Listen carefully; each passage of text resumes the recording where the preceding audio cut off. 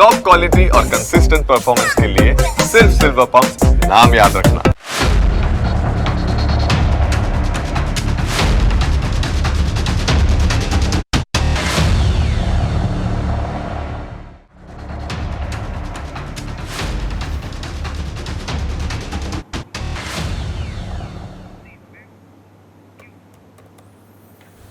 Break બાદ આપનું ફરી સ્વાગત છે. દુનિયામાં લગભગ દરેક દેશની પોતાની કરન્સી છે. એ બધામાં જ ડોલર મહારાજા છે. દુનિયાના દેશોએ ડોલરમાં જ વેપાર કરવો પડે છે. વર્લ્ડ બેંક પાસેથી લોન પણ ડોલરમાં જ મળે, એટલે કે વેપારથી લઈને લોન સુધીના કામ ડોલરમાં જ થાય. ડોલરનો આવો વટ છે. સવાલ એ છે કે આખરે અમેરિકાએ કેવી રીતે ડોલરને ગ્લોબલ કરન્સી બનાવી. દુનિયાના દેશોને ડોલર જ ખર્ચવા અને રાખવા માટે મજબૂર કરવામાં આવ્યા.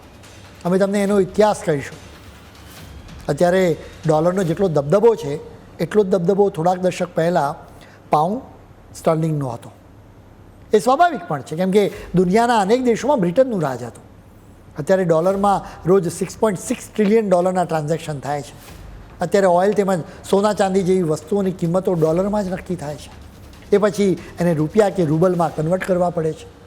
ચીન, રશિયા તેમજ મધ્ય પૂર્વના દેશો વસ્તુઓની કિંમતો બીજા ચલણમાં નક્કી કરવા માટે મથી રહ્યા છે, પરંતુ હજુ તેમને કંઈ ખાસ સફળતા મળી નથી. અત્યારે બધો જ કકળાટ કરન્સીનો છે, ત્યારે એના વિશે આછરો ખ્યાલ પણ મેળવવો પડે. તમે ખ્યાલ જ હશે કે પહેલાં બાર્ટર સિસ્ટમ રહેતી હતી, એટલે કે રમેશભાઈ મહેશભાઈને ઘઉં આપે તો મહેશભાઈ રમેશભાઈને એના બદલામાં દૂધ આપે. આ રીતે બાર્ટર સિસ્ટમ કામ કરતી હતી. ધીરે ધીરે સોના, ચાંદી અને તાંબા જેવી ધાતુઓના સિક્કાઓનું ચલણ આવ્યું. અહીંથી વાત ચલણી નોટો સુધી પહોંચી. આ ચલણી નોટોના બદલામાં સોનું મળી જતું હતું, એટલે ચિંતા નહોતી. કોઈ પણ દેશ એની પાસે જેટલો સોનાનો ભંડાર હોય એટલી જ ચલણી નોટો છાપી શકે. એટલે એમ નહીં કે મન ભાવે એટલી ચલણી નોટો છાપી નાખવાની. જે દેશોની પાસે સોનાના ભંડાર હોય એ સમૃદ્ધ ગણાય. 19મી સદીની શરૂઆતમાં યુકે મજબૂત હતું, કેમ કે બ્રિટને તો ભારત સહિતના દેશમાંથી સોનું ચોરીને લઈ ગયું હતું. એટલે જ પાઉન્ડ સ્ટર્લિંગ મજબૂત થતું હતું, એમાં જ વેપાર થતો હતો. એ સમયે 60% વેપાર પાઉન્ડ સ્ટર્લિંગમાં થતો હતો. હવે દુનિયાની સ્થિતિ બદલાવા લાગી. 1914થી 1918 દરમિયાન પહેલું વિશ્વયુદ્ધ થયું. આ યુદ્ધમાં બ્રિટનની હાલત ખૂબ ખરાબ થઈ. સ્વાભાવિક રીતે યુદ્ધ લડનારા દેશની હાલત ખરાબ જ થાય. બ્રિટનને વધારે દેવું થઈ ગયું, એના સોનાના ભંડાર ખૂટવા લાગ્યા. એ સમયે અમેરિકાને ફાયદો થયો, કેમ કે અમેરિકા હથિયારો વેચતું રહ્યું અને પોતાનો સોનાનો ભંડાર વધારતો ગયો. બીજા વિશ્વયુદ્ધ વખતે પણ અમેરિકાને ખૂબ જ ફાયદો થયો. એ સમયે પણ અમેરિકાએ ભરપૂર સૈન્ય સામગ્રી વેચી હતી. સૈન્ય સામગ્રી વેચીને અમેરિકા સોનાનું ભંડાર વધારતું હતું. એક સમયે દુનિયાનું 70% સોનું અમેરિકાની પાસે થઈ ગયું હતું. પાઉન્ડ સ્ટર્લિંગનો જે કંઈ પણ વટ હતો તે હવે ખતમ કરવા જર્મની એક ચાલ ચાલી હતી. એ સમયે જર્મની મોટા પાયે બનાવટી પાઉન્ડ સ્ટર્લિંગ બજારમાં ઠાલવતો હતો. દુનિયામાં બનાવટી પાઉન્ડ સ્ટર્લિંગની નોટો ફરવા લાગી, એટલે આંતરરાષ્ટ્રીય વેપાર કરનારાઓને પાઉન્ડમાં ઓછો વિશ્વાસ થવા લાગ્યો. પાઉન્ડનું પતન થવા લાગ્યું. બીજી બાજુ ડોલરને ફાયદો થતો ગયો.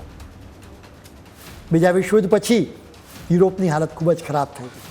બીજી તરફ જાપાનની હાલત પણ ખરાબ હતી. અમેરિકાએ એનો ફાયદો મેળવવાનો વિચાર કર્યો.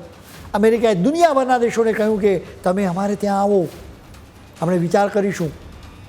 આખરે 44 દેશોમાંથી 700થી વધારે પ્રતિનિધિઓ જુલાઈ 1944માં અમેરિકા ગયા. તેમની મિટિંગમાં ચર્ચા થઈ કે દુનિયામાં કોઈ નવી ફાઇનાન્શિયલ સિસ્ટમ તૈયાર કરવી પડશે, કેમ કે બધા દેશોની આર્થિક હાલત ખૂબ જ ખરાબ છે. વળી સોનાની પણ શોર્ટેજ છે. એ સમયે અમેરિકાએ બધા દેશોને કહ્યું કે તમે ડોલરમાં વેપાર કરો, વળી ડોલરને લઈને તમે કોઈ ચિંતા ના કરો. અમેરિકાએ વધુમાં કહ્યું કે અમે 1 આઉન્સ સોનાના બદલામાં $35 આપીશું. 1 આઉન્સ એટલે કે 28.34 ગ્રામ. તમે સમજો કે આખી દુનિયામાં કોઈ પણ દેશ કે કંપની $35 બદલામાં 28.34 ગ્રામ સોનું લઈ શકે છે. અમેરિકન ડોલરને લઈને કોઈ આશંકા કે ચિંતા ન રહે, એની પૂરેપૂરી કાળજી રાખવામાં આવી. અમેરિકાએ બીજો પણ દાવ ખેલ્યો. અમેરિકાએ સાથે જ IMF એટલે કે ઇન્ટરનેશનલ મોનિટરી ફંડ અને વર્લ્ડ બેંકની સ્થાપના કરી. અમેરિકાએ કહેવા ખાતર કહ્યું કે બીજા વિશ્વયુદ્ધમાં અનેક દેશો બરબાદ થઈ ચૂક્યા છે, એટલે અમારે તેમની મદદ કરવી છે. એટલે જ IMF અને વર્લ્ડ બેંકમાંથી લોન આપવાની વાત કહેવામાં આવી. અહીં એક શરત મૂકવામાં આવી કે લોનની રકમ ડોલરમાં જ મળશે, એટલું જ નહીં ડોલરમાં જ લોનના હપ્તા ચૂકવવા પડશે. એટલે કે વેપારથી લઈને લોન સુધી બધું જ કામ ડોલરમાં કરવાનું. અમેરિકાએ લાંબા ગાળાનો વિચાર કર્યો. અમેરિકાએ ડોલરને મજબૂત કરવા માટે વધુ એક પ્લાન બનાવ્યો. અમેરિકાએ યુરોપને મદદ કરવા માટે $13.30 અબજ આપ્યા. એ સમયે યુરોપની આર્થિક હાલત ખૂબ જ ખરાબ હતી. અમેરિકાએ શરત મૂકી હતી કે અમેરિકા પાસેથી માલ સામાન ખરીદવા માટે જ આ ડોલરનો ઉપયોગ કરવાનો રહેશે. એટલે કે એ $13.30 અબજ ફરીને પાછા અમેરિકામાં જ આવ્યા. સ્વાભાવિક રીતે સવાલ થાય કે એ સમયે જુદા જુદા દેશો શા માટે ડોલરમાં જ વેપાર કરવા માટે તૈયાર થયા.